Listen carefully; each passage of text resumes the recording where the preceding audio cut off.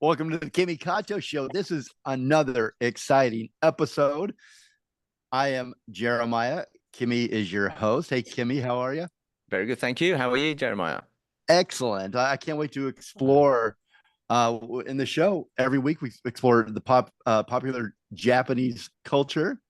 We dive into the colorful realms of music, anime, fashion, film, and cuisine, and music. So, Kimi, before we get started, you know what this show is? It's a special occasion right now. What? It's your it's it's your What? 25th show. The end of Oh, your okay, first okay. And end of first. end of What first season.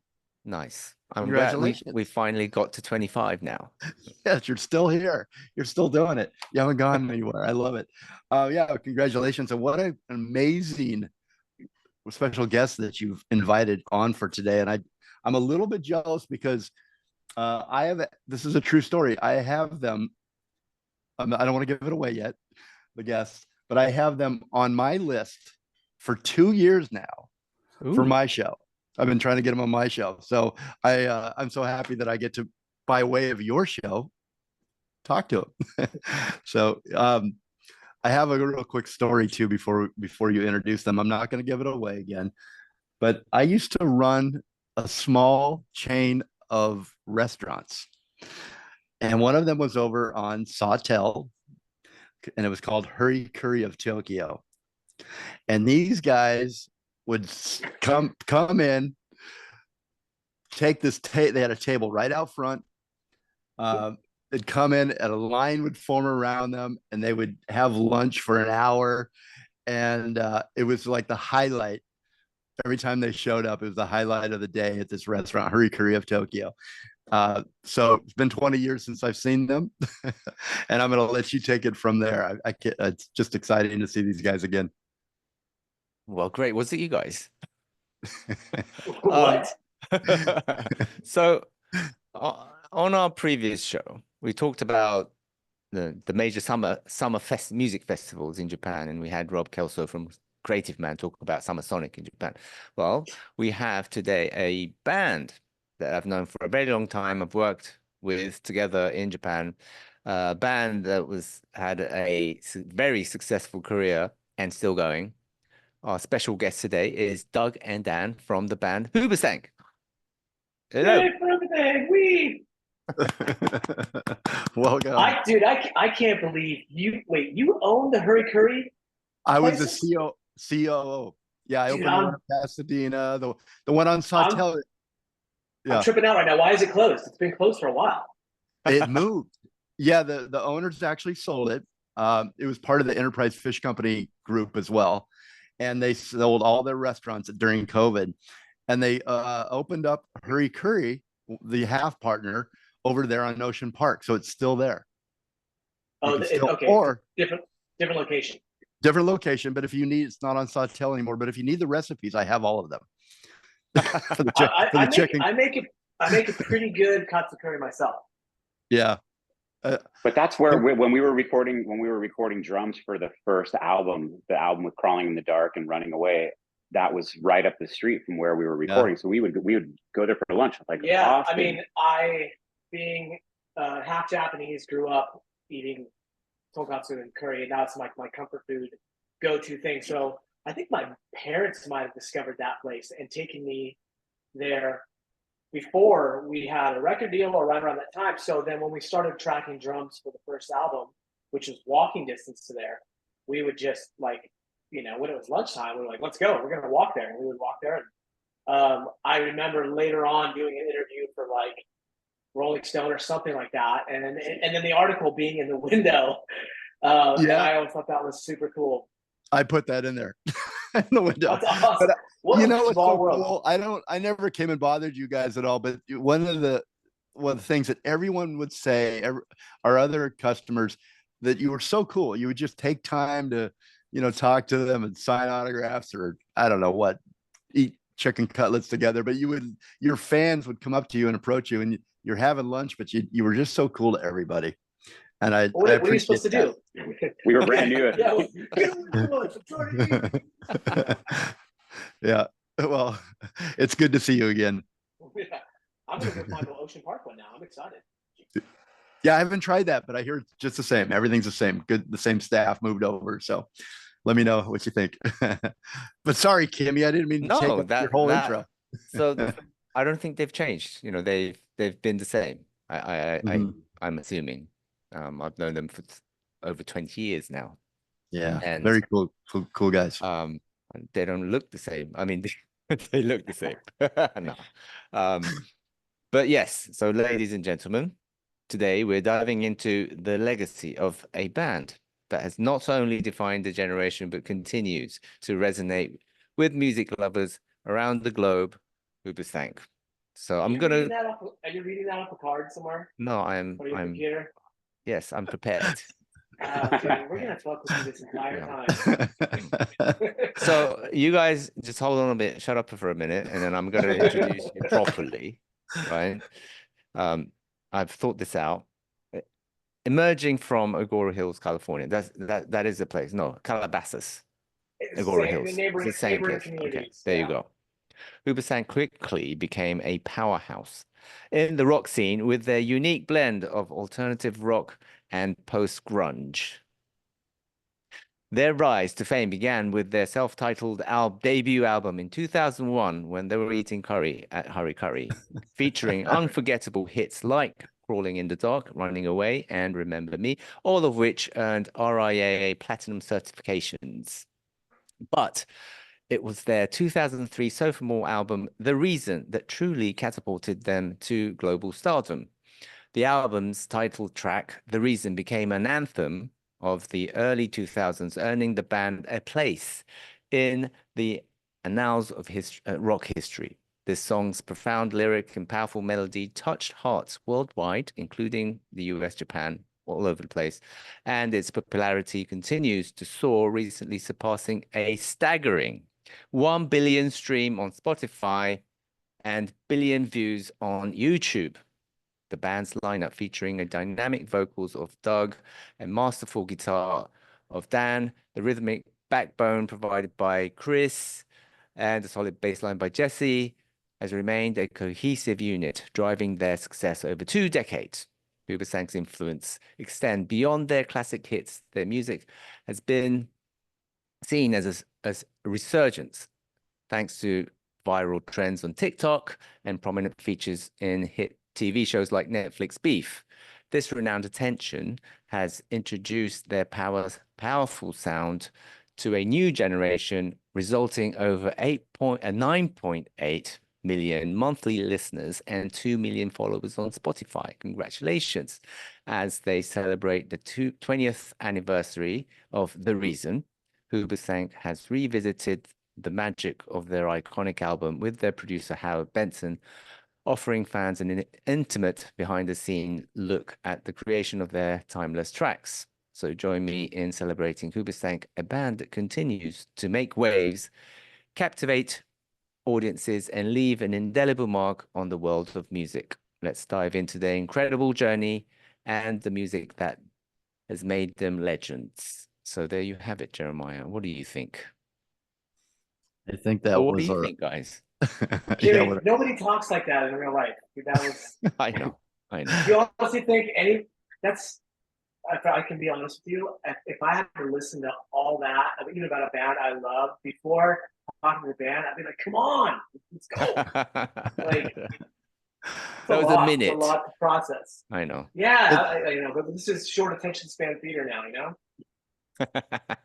Yeah, but you have so many accomplishments. You got to quit being such overachievers.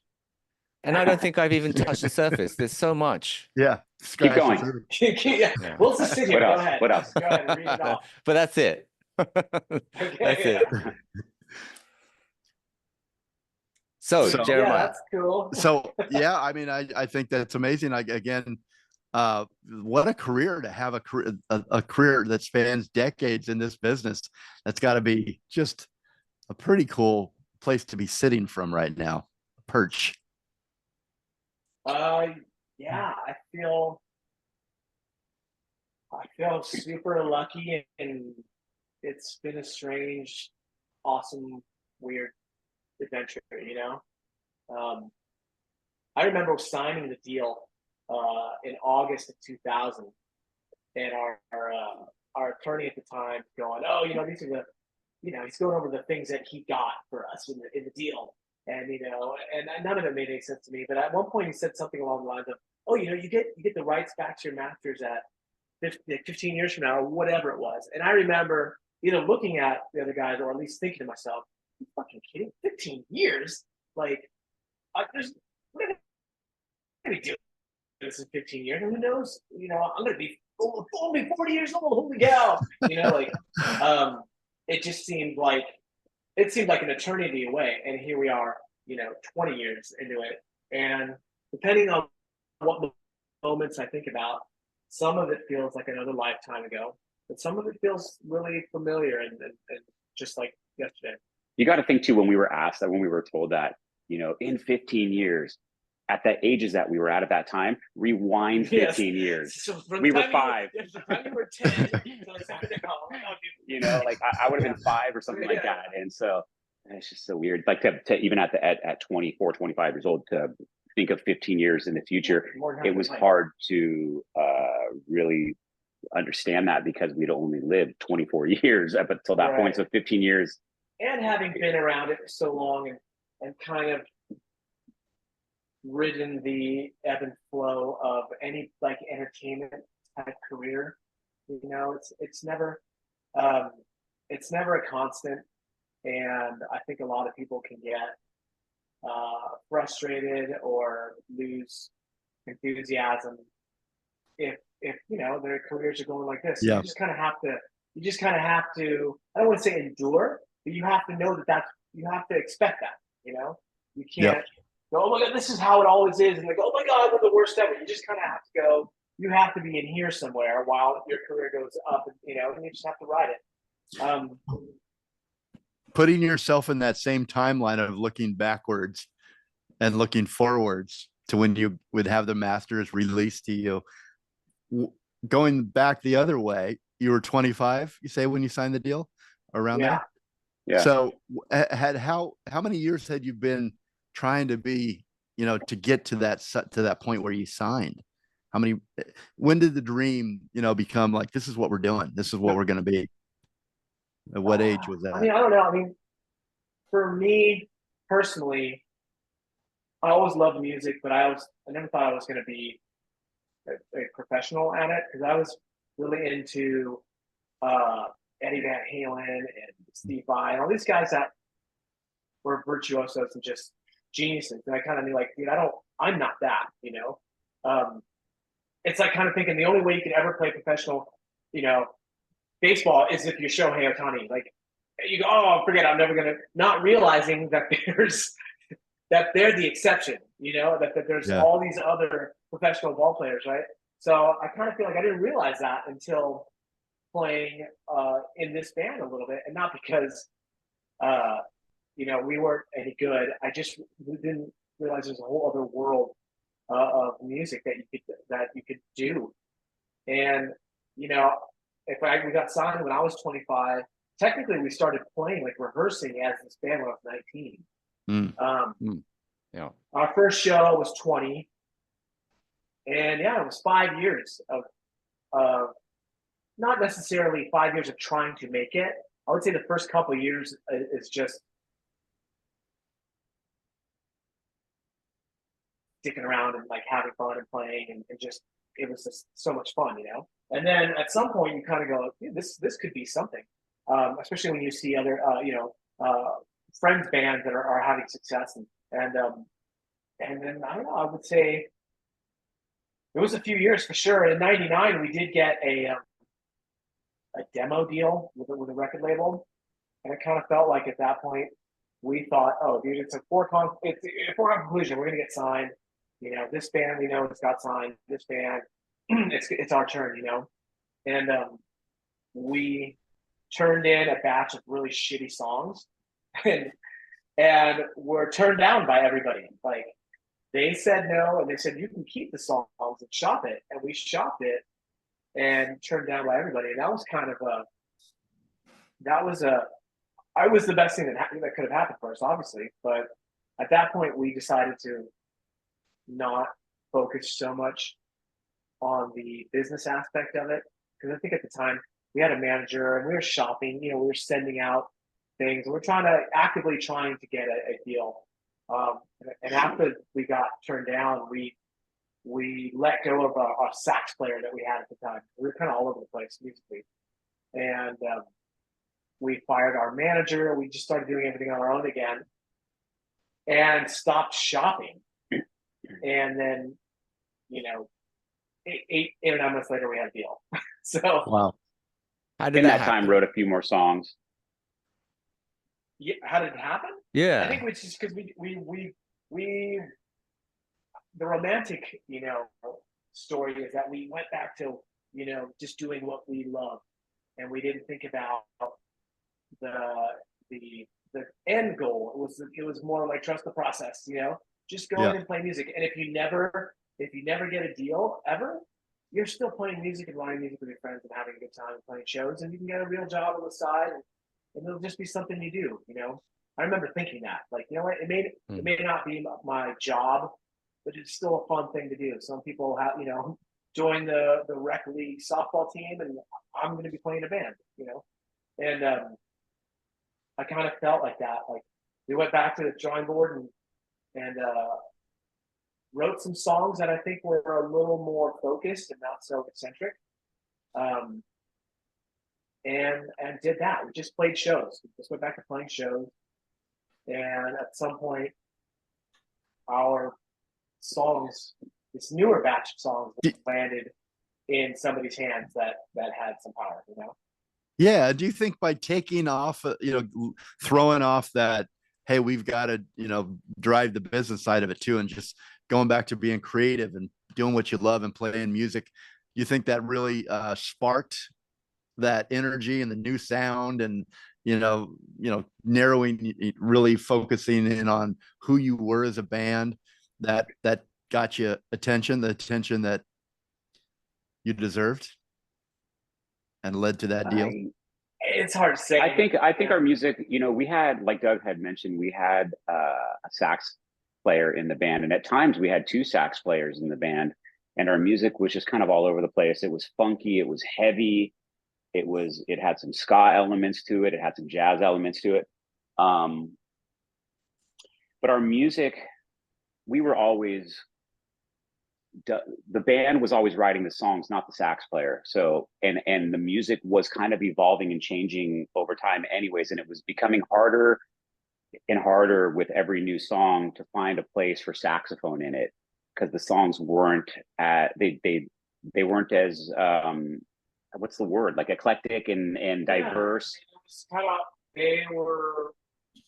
The songs originally were very, had like Fishbone and Chili Peppers and Mr. Bungle type eccentricity to it, and then it was just becoming more like pop rock type of focus. And even when we wrote kind of more wildly, the horns would always come in at the end. It was like the icing at the cake. So here we're writing these new songs, and we'd be done and going, dude, I don't want to put horns on this. Like, I like the way this sounds without horns. And we would try to like shoehorn horn parts into these things, and it didn't work. And it was really difficult. We to this day, I mean, I'm still really close friends with the guy that was our sax player, Jeremy. I talk to him every single day, like at some point about something on social media. I'm sure you talked to him as well. It was a really difficult thing to do and to part ways with him. Like I said, we were the ones that were constantly and always writing the songs and starting ideas. And he was involved, and it was just because we cared about him. We were friends. We wanted to make it work, but it was just becoming harder and harder and harder. So as our music was evolving and growing, and we were being turned down by these record labels, and Doug said what he said about how we parted ways with the sax player and we parted ways with our manager, and we just kind of continued writing more and more songs in this evolutionary way that we had been. And I think that we were already, I think that record labels already knew who we were, because they turned us down 8 months ago. We were already on their radar, and once they had heard these new songs that didn't have maybe the horns on them, they were a little bit more focused and a little bit more structured. then we started getting phone calls and things started to change. Is Great. there any of the songs that you played with the saxophone player, Jeremy, that that went into the album without the saxophone? So Not really. was it Well, complete? here's The what songs happened. are completely different now. Here's what happened. Well, we got signed. We wrote, I want to say we wrote the songs Up and Gone, Hello Again, and Let You Know, which are all three on the first record. We didn't have Crawling in the Dark and we didn't have Running Away yet. There may have been a moment that we attempted to try to fit saxophones or keyboards on one of those songs, possibly Hello Again. I think Hello Again had a sax part. And I remember going, ew. And it was just Too much. It just didn't make sense to us. We weren't feeling it. We felt like we were really forcing it with that. So there was, I don't know, there very well could be, I might have somewhere a recording of some saxophone on that song as a demo. But those three songs are the songs that were the last three songs that we recorded and wrote. And that CD at the time got handed to A&R people. Paul Pontius from Universal, Island Records, Universal Records, was the guy that called me. I remember he called me. I was sitting at the dinner table, and he said who he was, and I had heard of his name before, like some names that you hear in the music industry that are powerful people. Couldn't really tell you where he was from. I just knew that name, Paul Pontius. I'd heard about it. So he had said our CD had landed on his table, and he was checking it out, and he was really liking what he was hearing. He knew who we were. I told him, well, that this is cool, but we're signing a deal. We're going to sign a record deal with this other company that had offered us a record deal. And there was a slight pause in our conversation. And then all of a sudden, in a very Paul Pontius fashion, he just goes, why? Like in this condescending, cocky, like, we're going to sign a record deal with some other, and I told him the label, and he just goes, why? Like, fuck them. And I couldn't answer when he said why. I remember just going like, and in hindsight, I was 24 years old and I was eager, and it was our first opportunity, and it was happening. We had already been turned down 8 months prior by all these labels. And now this label over here already made us an offer. So let's take it.